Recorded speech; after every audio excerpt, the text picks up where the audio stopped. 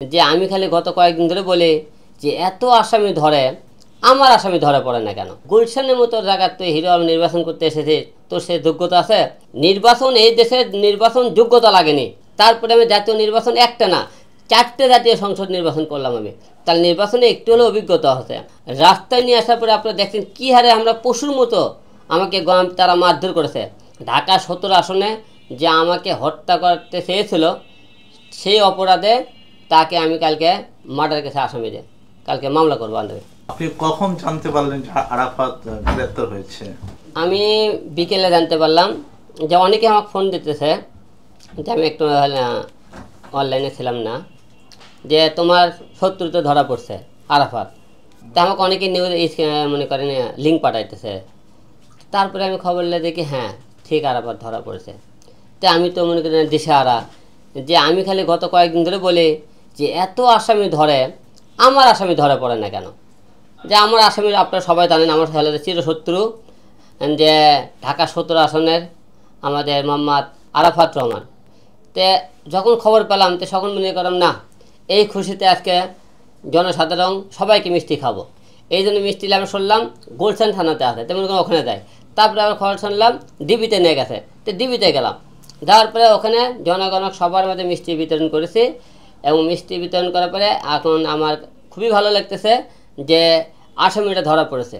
যে আগামীকাল আমরা কোর্টে যাব, ঢাকা 17 আসনে যে আমাকে হত্যা করতে চেয়েছিল সেই অপরাধে তাকে আমি কালকে মার্ডার কেসে আসামি দিয়ে কালকে মামলা করবো আন্দাজে। আরেকটা বিষয়, তিনি কিন্তু শুধু আপনাকে হত্যা করতে চাওয়ার চেয়ে বড় কথা হচ্ছে আপনাকে নানাভাবে ইফটিজিং করতো, সে আপনাকে টোকাই বলছে, এরকম টাইপের ভাষা ব্যবহার করছে। এখন কি ভাবনা আপনার? এখন আমাকে অনেকেই তো টোকাই বলে রাখছে, তারপরে মনে করেন হিরো আলম নির্বাচন জায়গার যোগ্য না, সে আমার সাথে নির্বাচন করতে আসে।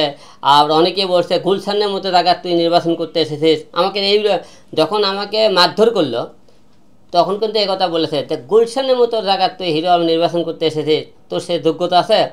তে ভাই নির্বাচন করতে যোগ্যতা লাগে না, নির্বাচন এই দেশের নির্বাচন যোগ্যতা লাগেনি। এই 15 বছরে যে নির্বাচন হয়েছে অত্যাচার জোর করে জুলুম করে, এখানে অনেক মাছের কালো ব্যবসায়িক বলেন, মাছের বাজারের লোক বলেন, তা বিজনেসম্যান বলেন, এরা কোনো দিন রাজনীতি করেনি, এরা শুধু টাকার জোরে কিন্তু এমপি মন্ত্রী হয়েছে। তাহলে তাদের যে যোগ্যতা সারাই জন নির্বাচনে এমপি মন্ত্রী হতে পারে। আমরা তো 2-4 বার তাও জনগণের নির্বাচন করেছি, ছোটোর থেকে নির্বাচন করে আসতেছি। আমি এলাকায় প্রথমে 2বার ইউনিয়ন পরিষদে আমি নির্বাচন করেছি, তারপরে আমি জাতীয় নির্বাচন একটা না 4টে জাতীয় সংসদ নির্বাচন করলাম আমি, তার নির্বাচনে একটু হলেও অভিজ্ঞতা হচ্ছে। সবচেয়ে বড় কথা আমি জনগণের জন্য কাজ করতে চাই, জনগণের পাশে থাকতে চাই, এটা আমার মূল লক্ষ্য আর কি। এই জন্যেই আমি সব কিছু মিলে তারা আমাকে মারধর করেছে। ঢাকা 17 আসনে যখন সে ভোটে ফলাফল 0, আমি যখন জানতে পারলাম সে 0, ভোটের কেন্দ্রে দেওয়া দিকে তারা জোর করে সিল মারতেছিল।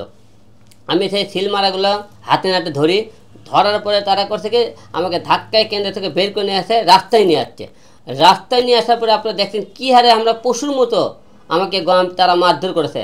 সেই মারের দাগ এখন আছে, সেই যে মনে করেন মারধর দেখেন আমার এখানে 2টা দাগ দেখা যায়, দেখেন এখনও 2টা দাগ আছে, পিঠে এখনও দাগ আছে।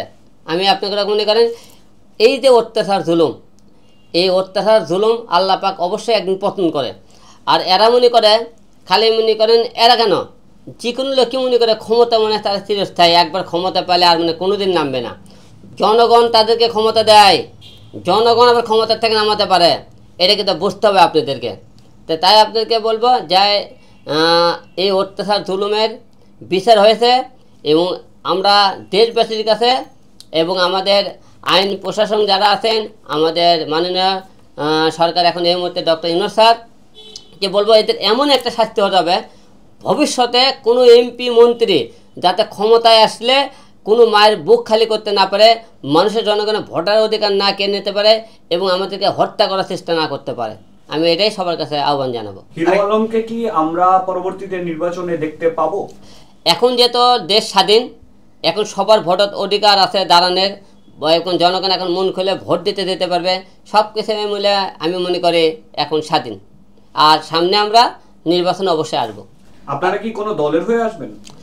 এই মুহূর্তে কোনো দলের কথা বলতে পারতেছি না, ভালো কোনো দলের যদি মনে করেন আমি ভালো কোনো অপশন পাই তাহলে নির্বাচন করব, আর যদি না পাই তাহলে আমি নির্বাচন স্বতন্ত্রভাবে যেরকম করেছে ওইভাবে করবো হয়তো। আরেকটা বিষয় যে হচ্ছে আপনি কালকে আদালতে যেতে যাচ্ছেন, কেন আদালতে যেতে চাচ্ছেন? কালকে আদালতে এই কারণে যাবো যে আমাকে যে হত্যা করতে চেয়েছিল, সে হত্যার করার সেই মামলার জন্য কালকে আমরা যাব। সে আমাকে হত্যা করতে চেয়েছিল এবং আমার ওখানকার ভোটে আমি অনেক ভোটে জয়ীছিলাম, আমার আসনটি সে ছিনিয়ে নিয়েছে। এই কারণে আমি 2টি মামলা করবো তার। শুধু কি এটা আরাফাতের নামে মামলা করবেন না আরো এর সাথে আরো যুক্ত কেউ আছে? না, সে আমাদের তো ঢাকা 17 আসনে আরাফাতের সাথে আমার মনে করেন দণ্ড। সে আমাকে হত্যার হুমকি দাতা, সে আমাকে মারধর করেছে, যে তোমার তার উপরে আমার মামলা।